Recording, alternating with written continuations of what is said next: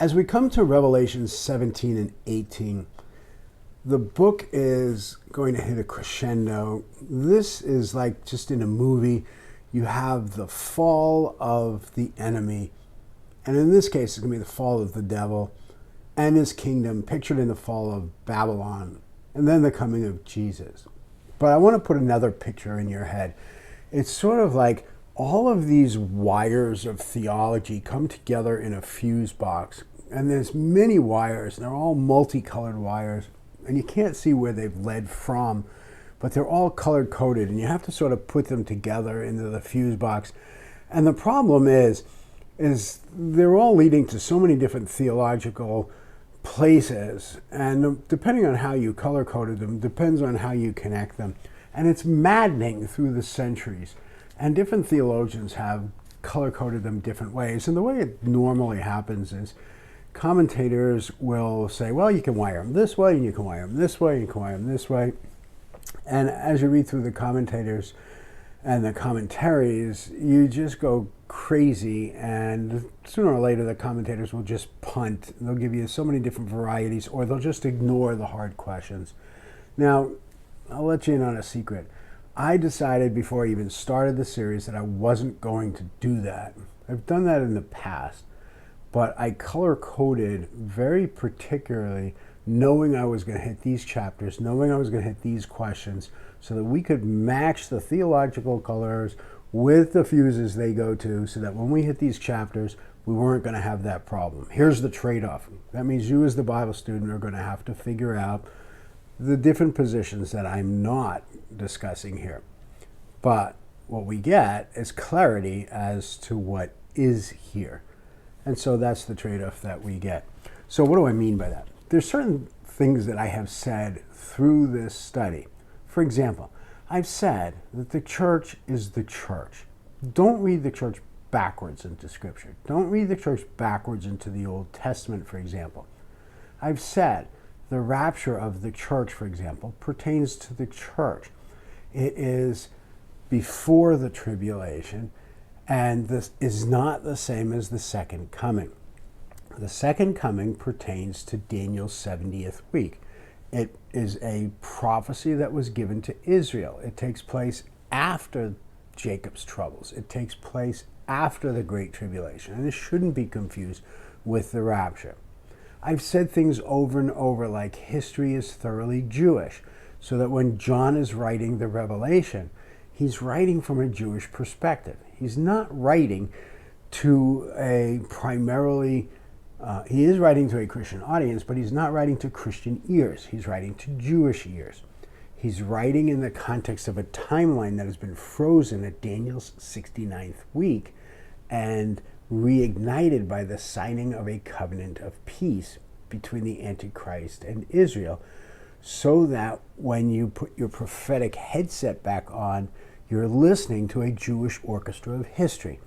These are things that I have said throughout, so that as we hit the prophetic literature, especially now of Revelation 17 and 18, we have these color-coded wires that red goes to red and blue goes to blue, and we're not left confused with so many different positions. So it will become obvious as I go forward. Just understand that I have done that, and I've done that on purpose, and that's to try to keep clarity as we go forward.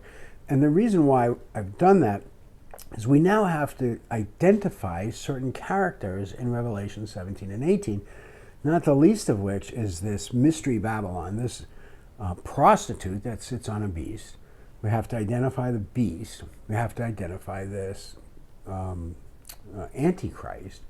And then we have to figure out, so what's the big importance of this? Because Revelation 17 and 18 talk about the fall of Satan's kingdom metaphorically as the fall of Babylon, just prior to the coming of Jesus and the setting up of his kingdom in Jerusalem.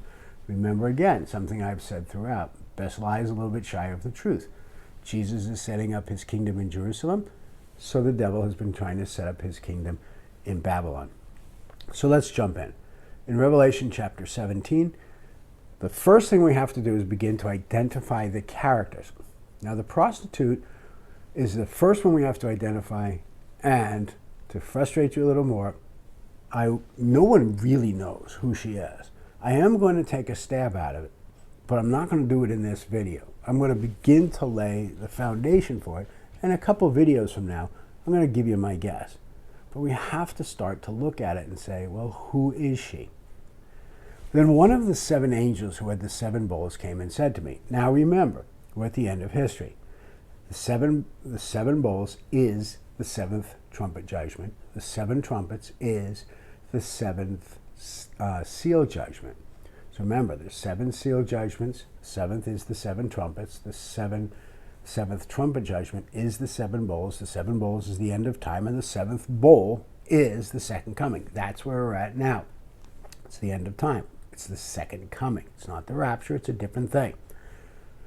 Come, I will show you the judgment of the great prostitute who is seated on many waters. So this is now going to be the introduction of this great prostitute, Babylon the Great, who is the historical stand-in for the headquarters of Satan's kingdom. This is now God not just dealing with the sins of mankind, but with Satan's kingdom itself. Come, I will show you the judgment of the great prostitute who is seated on many waters, with whom the kings of the earth have committed sexual immorality, and with the wine of whose sexual immorality the dwellers of the earth have become drunk. Understand the code sexual immorality is used throughout Scripture to mean idolatry. So this mysterious woman, this prostitute, this institution, whatever she is, she has led the world astray through its leaders into idolatry. Remember, 2 Corinthians 4:4 said, the God of this age, that's the devil, has blinded the minds of unbelievers so they cannot see the light of the gospel. So that's the problem. We have an entire world that is spiritually blind and not following the Lord. There's some sort of spiritual mechanism here that has led people into darkness. Turns out it's demonic in its orientation and in its source. And here it's starting to be revealed. That's 2 Corinthians 4:4. So it's personified here as a prostitute, and it's going to be called Babylon the Great. It's demonic in its nature. That's the key. Verse 3, and he carried me away in the spirit into a wilderness, and I saw a woman sitting on a scarlet beast that was full of blasphemous names, and had 7 heads and 10 horns. Now we've seen that before. How many times have I pointed backwards to Daniel 7? That's why we did the Daniel flyover before we came to Revelation. Had 7 heads and 10 horns. This is a 7-headed monster. The woman was arrayed in purple and scarlet, so she's enticingly sexual is the point. And she's seducing people away from following God into idolatry. She was arrayed in purple and scarlet, adorned with gold and jewels and pearls, holding in her hand a golden cup full of abominations and impurities of her sexual immorality. And again, read sexual immorality as idolatry. And on her forehead was written a name of mystery. Now she's identified, but we don't yet know who she is. We just know her name. Babylon the Great, mother of prostitutes of the earth's abominations. Now Babylon is the perfect stand-in for Satan's kingdom. Founded by Nimrod in Genesis 10:10, she became the place of the Tower of Babel in Genesis 11, where mankind sought to come together and not rule over the earth and subdue it as God had intended, but to come together and make a name for ourselves and storm the gates of heaven. God came down, scattered the languages, and forced us to scatter over the face of the earth. It was in Babylon that God disciplined his people Israel in 605 BC, taking them captive for 70 years. Babylon becomes the place of God's sternest judgment against Israel. Nebuchadnezzar comes and destroys the temple in Jerusalem in 586 BC and drags Israel into captivity, into Babylon, and she comes crawling back from captivity 70 years later, no longer the same.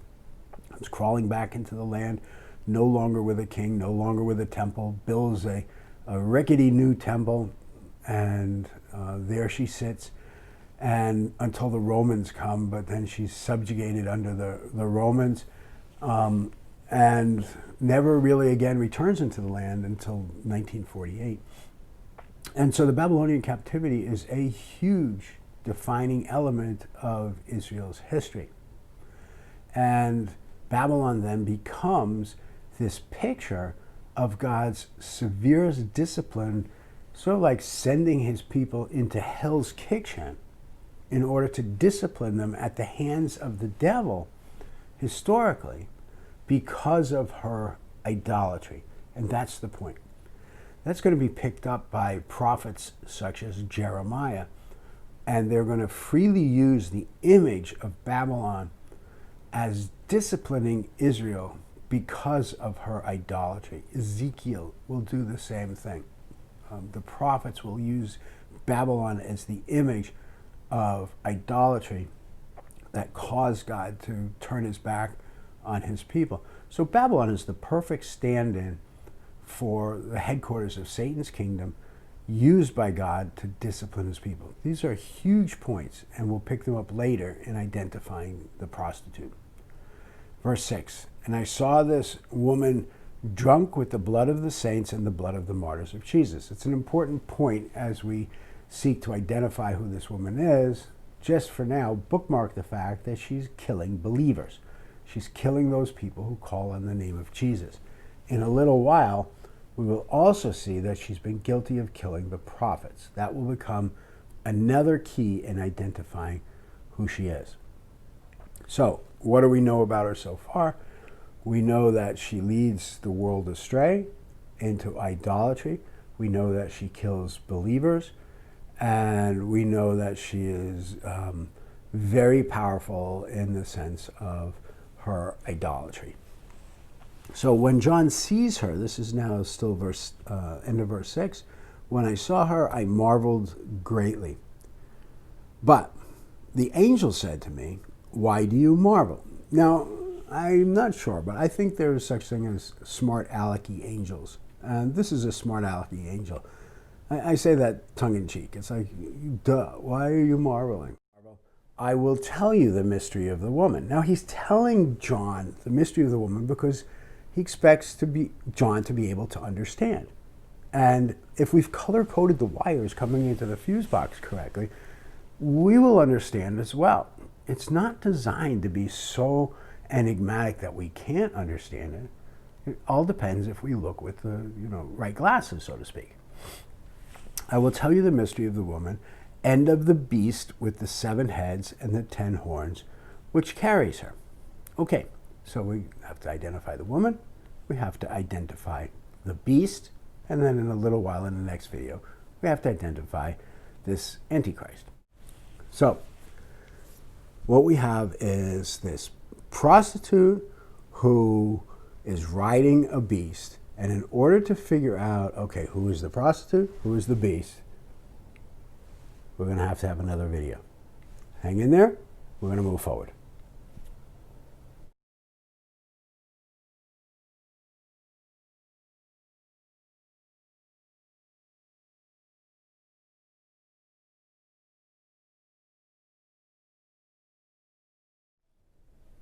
So even though we don't exactly know yet who this prostitute is who's riding a beast, we know that she leads the world astray through the kings into idolatry, but we're starting to get a picture of who the beast is that she rides, and that's in verse 8. The beast that you saw was, is not, and is about to rise from the bottomless pit, and to go to destruction. So part of what makes these verses so difficult to understand is that the beast is used differently by John in different contexts. So it can refer to the beast as a kingdom, it can refer to the Antichrist as a beast, and it can refer to the devil as a beast. And context is going to determine which one of those it is, and sometimes it's referring to all three because it's the devil that's behind the kingdom who's behind the Antichrist. So you sort of have to tease out which one it is that's referring to. And here it's referring primarily to the kingdom, which is arising from the devil through this Antichrist, coming from this pit. And we'll see that as we go forward, as we identify this beast. So the beast that you saw was, is not, is about to rise from the bottomless pit. We'll see what that means. And the dwellers of the earth, whose names have not been written in the book of life from the foundation of the world, will marvel to see the beast, because it was, is not, and is to come. Now this calls for a mind of wisdom. Duh. And here he goes and he explains it. It's verse 9. The 7 heads are 7 mountains on which the woman is seated. Now there's a clue, and that's a clue that is very helpful. Now here's where the commentators color code wires that go a little crazy. Because many have wanted to see the church in these verses, they say, oh, Rome is built on 7 hills, therefore this must be Rome because it refers to 7 mountains. But they forget the fact that Rome is built on 7 hills, not on 7 mountains, and a hill is not a mountain. It sounds like an insignificant thing, but it's not an insignificant thing. Mountains are well attested to in Scripture as referring to kingdoms, sources of power. Hills are never mistaken for mountains. And here it clearly says mountains, and it's referring to kingdoms. For example, in Psalm 30, verse 7, King David is referring to his own reign in the sense of being a mountain. And there he says, by your favor, O Lord, you made my mountain stand strong. You hid your face, I was dismayed. He's talking about his kingdom. He's talking about his reign. He doesn't say, you made my hill stand strong. Or Daniel chapter 2, which is the Nebuchadnezzar's famous vision of the statue, where we're talking about the Lord's kingdom, the Lord's mountain. And here, after envisioning all the kingdoms of the earth, Babylon, Medo-Persia, Greece, and then Rome, there is a kingdom of the Lord, which is an uncut stone that strikes the image and becomes a great mountain in Daniel chapter 2, verse 35, that fills the whole earth. So the kingdom of the Lord is envisioned as a great mountain, not a great hill.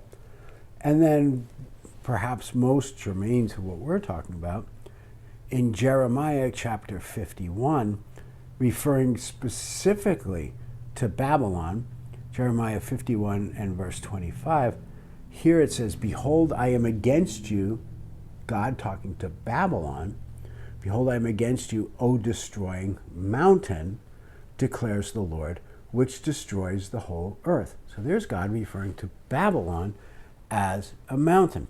Nowhere does it refer to them as hills. And so when John refers to these mountains, he's referring to kingdoms. He's not referring to the hills of Rome. Only when you want to see the church in these things do you start to say, oh, 7, Rome, 7, therefore it must be. That's miscoding the wires coming into the box.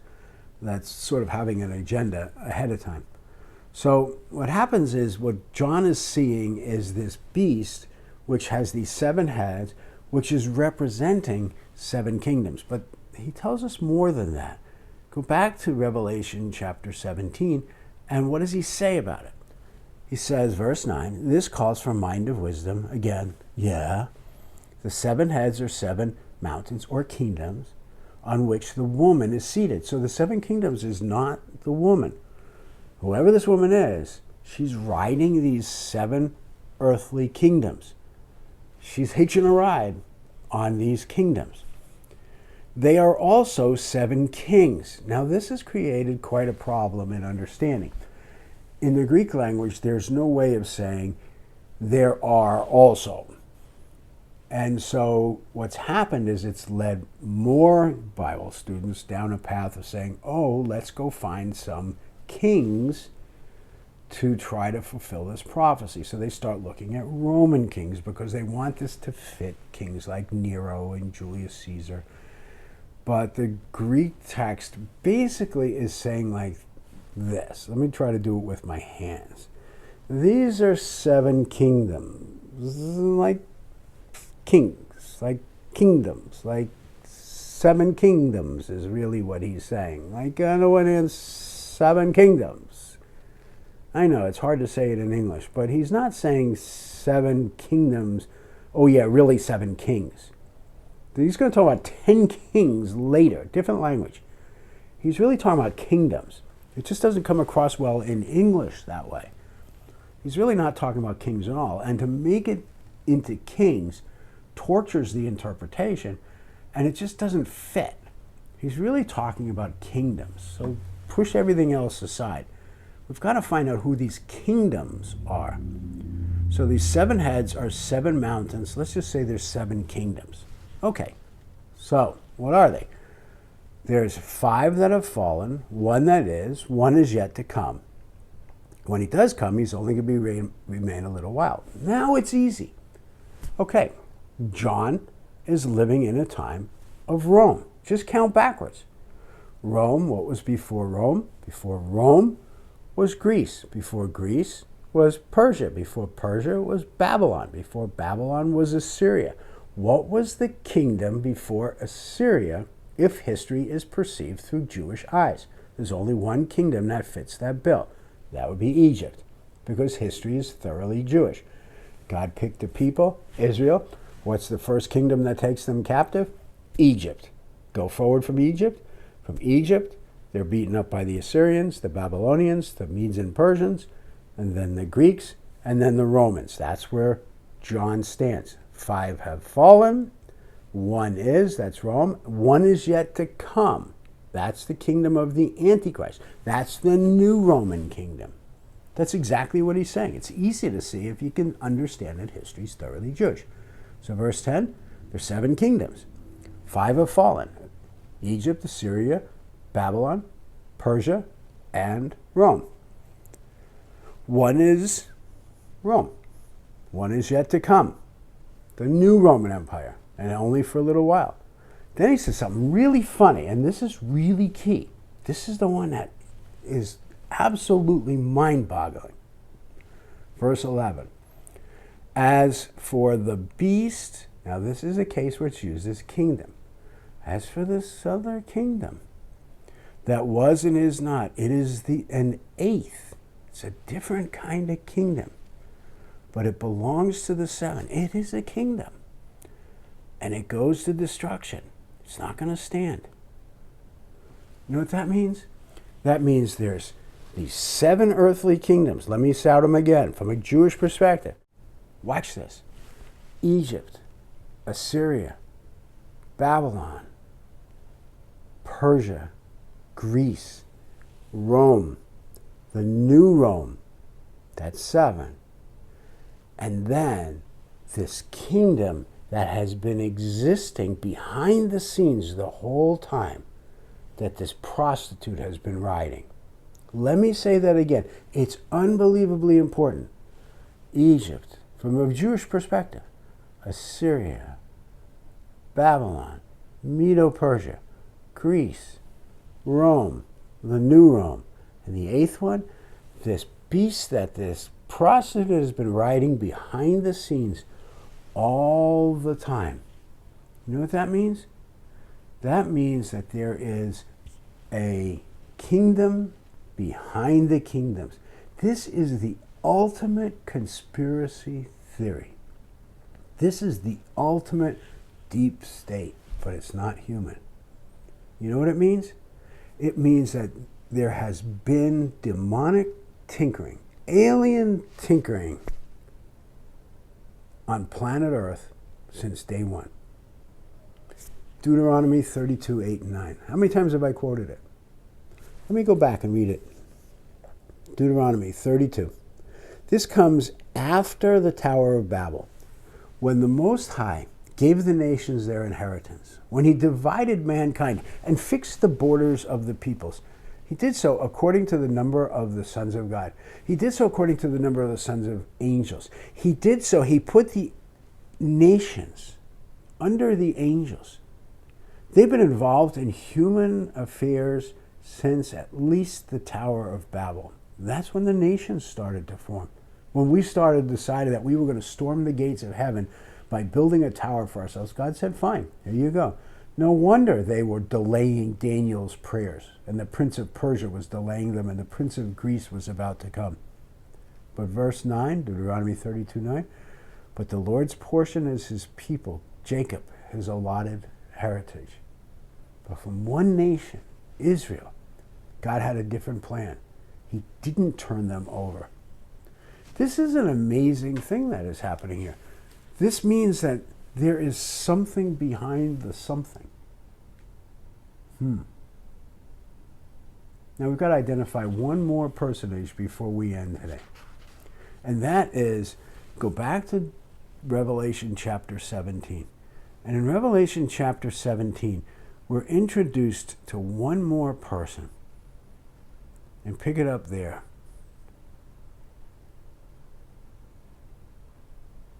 Look in verse 12. And the 10 horns that you saw are 10 kings. Now, in this case, the text is very clear.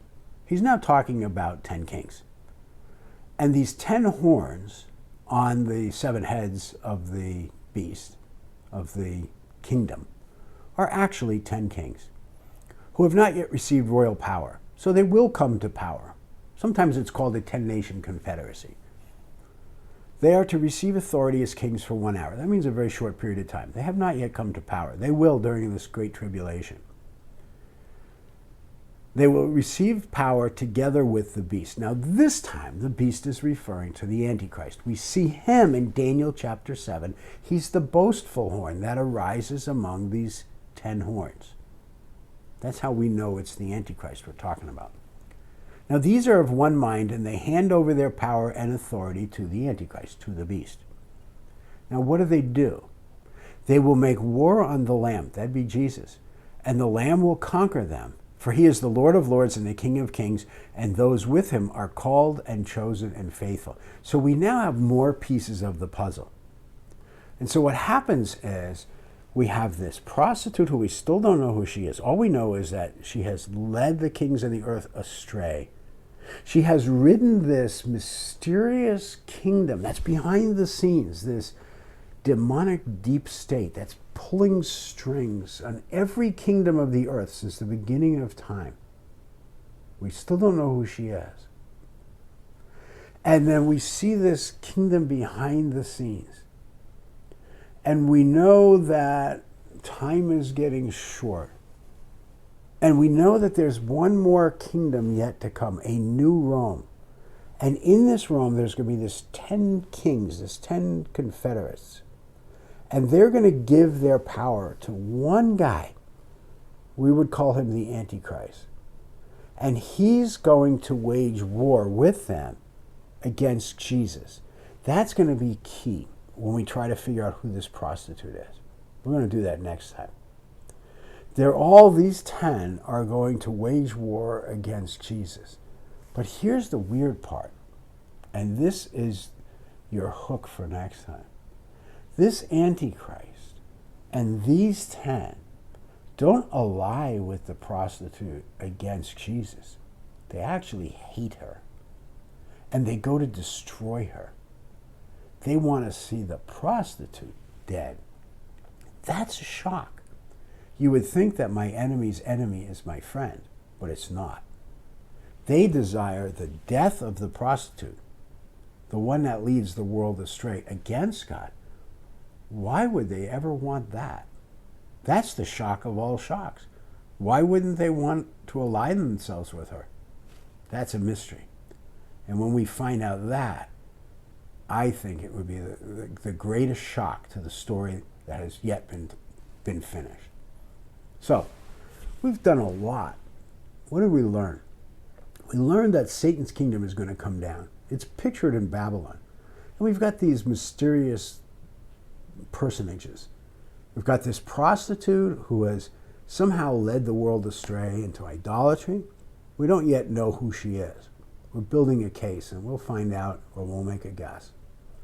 We've got this beast, which sometimes refers to a kingdom, which it does here, but sometimes it refers to the Antichrist, which it also does here. Sometimes it refers to Satan, which it did in the past. But he's pulling the strings on everything.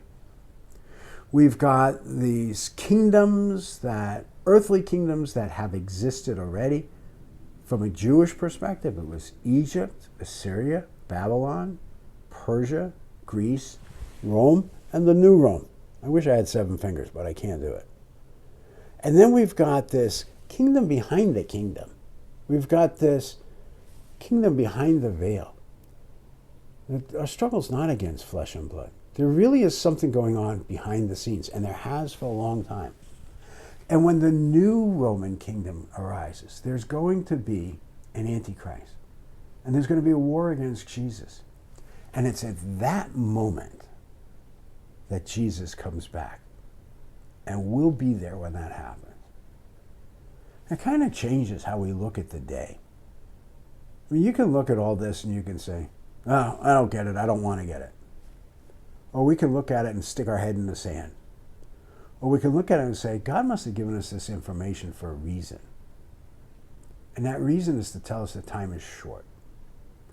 And we have the most important message of all time. That's the gospel. We have an urgency of getting the gospel out to this generation. And we know that when Jesus comes back, he wins the war. Why would God tell us this? Time is short. And we do know who wins the war. But we also know there's a lot of stuff yet to happen. There is an action behind the scenes. That's mind-blowing. I can't wait to see what happens in the next video.